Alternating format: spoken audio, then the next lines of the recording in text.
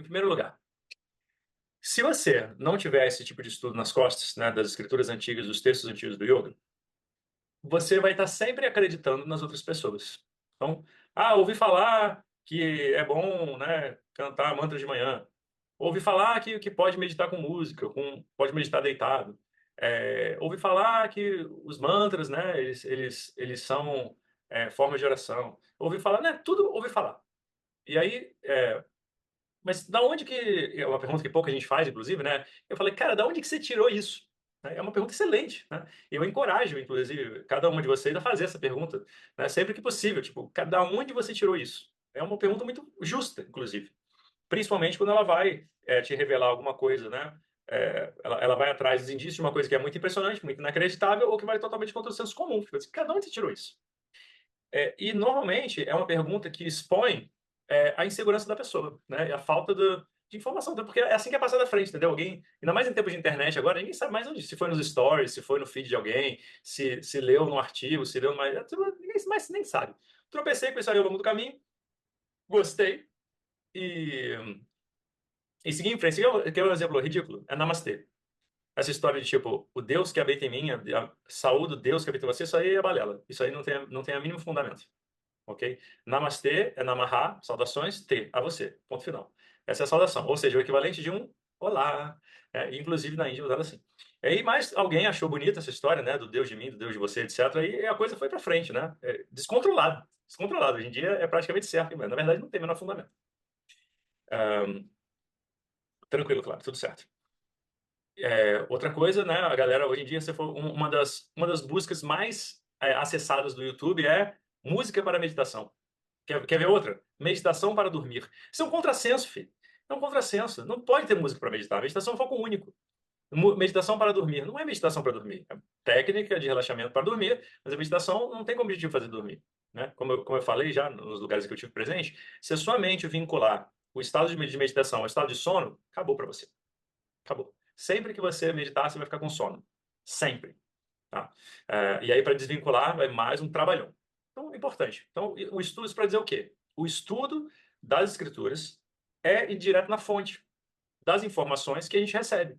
Tipo, então finalmente tinha ouvido falar isso, tá aí, então tá ali, agora você sabe onde é. Então, também, como eu falei, agora estava em São Paulo no fim de semana passado, falando sobre meditação, e eu falei, mas quem disse que não tem que meditar sentado? Quem disse que tem que ser com a coluna reta? Bom, para começar, capítulo 6 da Bhagavad Gita, o próprio Krishna disse, da instrução da meditação. Você for lá, tá lá. Agora, acha para mim alguma escritura que diga para você que se meditar deitado. Não vai achar, não vai achar. Então, isso é uma coisa importante. Ah, segunda coisa, não menos importante, pelo contrário. Quando você tem na bagagem esse estudo, você consegue despertar o que há de mais poderoso na prática, na vivência do yoga, realmente, o que faz o yoga ser um estilo de vida. Porque se você ignorar toda essa, que está virando modinha também agora, né, tirar essa parte mística do yoga, né, etc., espiritual, etc., aí você sabe o que você está fazendo, você está transformando o yoga em ginástica. E você está limitando o poder dele a dentro do tapetinho. E nesse sentido, ele não fica muito diferente de pilates, né, de alongamento, não fica, porque qual é a diferença? Inclusive, em muitos casos, ele fica menos eficaz. Em muitos casos, o yoga é menos eficaz do que fisioterapia. Em muitos casos, o yoga é menos eficaz do que musculação. Por quê? E não é para isso que serve. Então, quando a gente retira, né, isso que as pessoas... Parece uma certa alergia, né, de chamar as coisas pelo nome, né? Essa parte que se chama espiritual. Por que ela tem esse nome? Porque vai além do corpo e vai além da mente.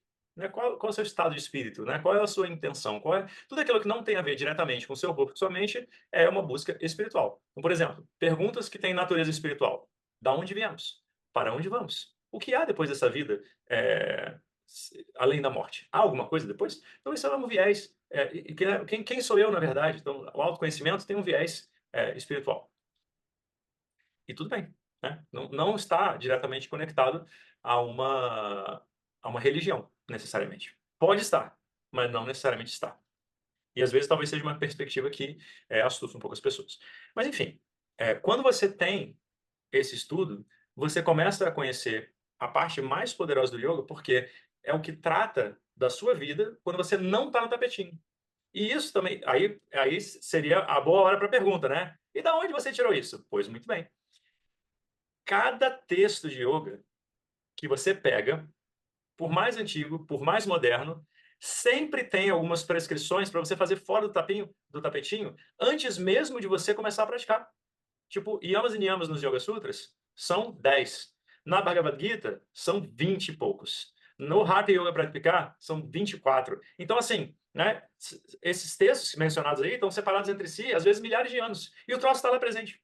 Então, e não à toa, né, não sei se você já reparou, o pessoal que hoje já leu Yoga Sutras, hoje já estudou com o Bruno, yamas e niyamas são os dois primeiros passos de yoga.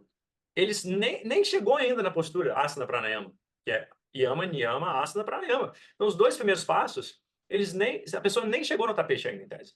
Isso é uma coisa muito notável, muito notável. E aí, quando a gente vai entrar no mérito, né, do que é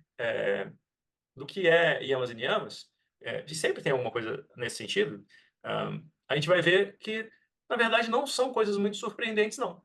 Em muitos aspectos, inclusive, parece, sabe o quê? Senso comum.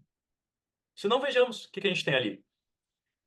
Valor pela verdade, pela coerência, pela retidão, o respeito ao próximo, o respeito à propriedade, o desapego, o autoestudo, o valorizar de um lugar silencioso e tranquilo, uma apreciação da solidão. Falei, ué, caramba, isso aí me parece um negócio, me parece, né, bom senso, parece um conselho de mãe, né, um conselho de avó.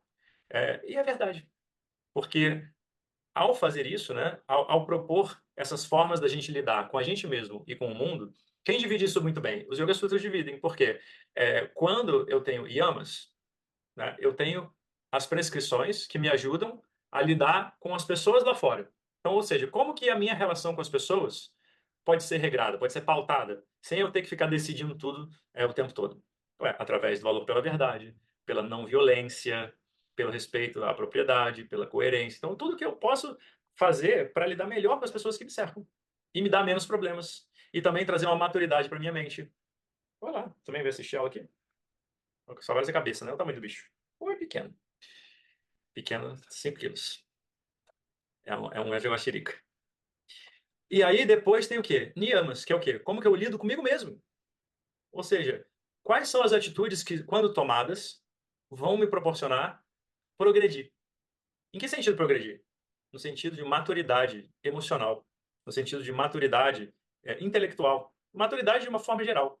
Porque aí eu tenho, né, o valor pelo autoestudo, pela disciplina, pelo esforço, eh, pela pureza, no sentido, né, de qual é o meu input, né, por que eu ponho para dentro de mim, em termos de tudo, né, de comida, de informação, de companhia, de tudo. E aí a gente vai vendo que, na real, essa primeira parte, né, que compete ao yoga, é muito, mas muito mais poderosa do que uma postura poderia ser. Porque enquanto a postura vai agir sobre o seu corpo, que, claro, né, através do seu corpo vai agir na sua mente, etc., mas essas prescrições, né, que a gente vai ver que morais até mesmo, né, a gente poderia dizer, elas vão transformar quem você acha que é enquanto pessoa e levar a uma reflexão muito profunda. Porque o camarada me diz assim, não, é preciso ter um valor pela verdade. A gente deveria se comunicar através do valor pela verdade. Eu disse, mas por que eu faria isso? Bom, porque a gente certamente poderia dizer que as pessoas estão em busca, nessa vida as pessoas estão em busca pela verdade. E como que eu posso afirmar isso? As pessoas procuram os porquês das coisas. As pessoas querem entender. As outras pessoas querem entender a natureza, o que são as ciências, né? O que é a física, o que é a astronomia. A gente olha para o mundo procurando pela verdade. A gente não está procurando uma mentira. Porque senão a gente ficaria na ignorância, entende? Então a busca de olhar pelo mundo e olhar para as outras pessoas é uma busca daquilo que é verdadeiro, naquilo que eu posso confiar, naquilo que, né, quando eu voltar da outra vez, vai ser igual. É uma busca também por segurança, uma busca pela verdade. E aí, isso quer dizer que isso é válido para as outras pessoas, é válido para mim também. Quando eu quebro esse valor, existe uma fissura na minha mente. Quer dizer, esse valor é válido para mim, para as outras pessoas não. Eu quero receber a verdade, mas eu não falo a verdade para as pessoas.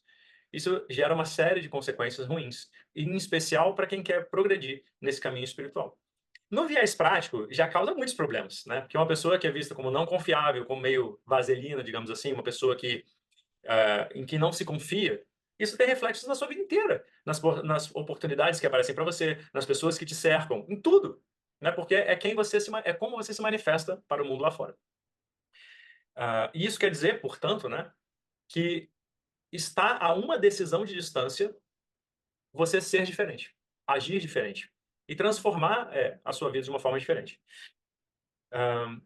E às vezes, embora a gente às vezes leia as coisas, né, isso ganha até um caráter meio místico talvez, cara, mas não tem nada de místico, entendeu? A realidade que a gente vivencia foi em grande parte para nós, com certeza, para nós 100% construída, pela nossa percepção dela, né. Então as coisas que nos cercam pode ser o que for, mas como que a gente recebe é muito mais importante do que o que realmente está ali fora.